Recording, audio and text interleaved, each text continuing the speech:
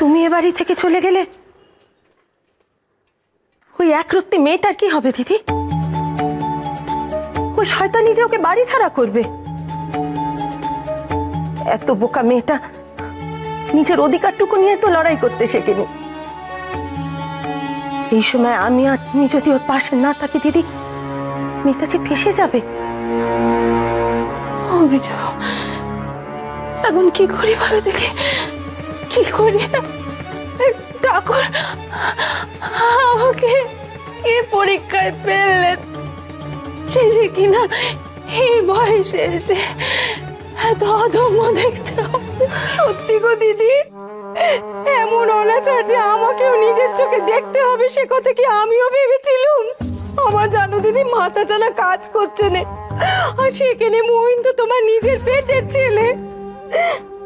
জানো দিদি, ওই পেতম থেকেই না ওই মেয়ে চাল চলন আমার একদম সুবিধে থাকেনি।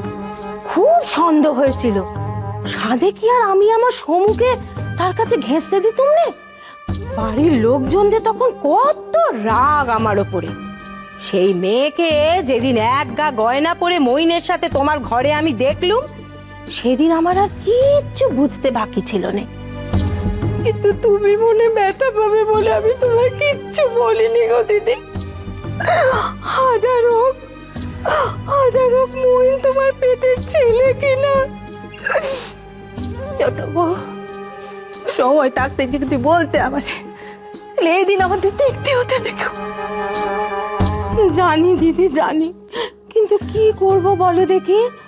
হাতে কোনো পেমান ছাড়া এত বড় অপবাদ কি কারো নামে কখনো দেয়া যায়?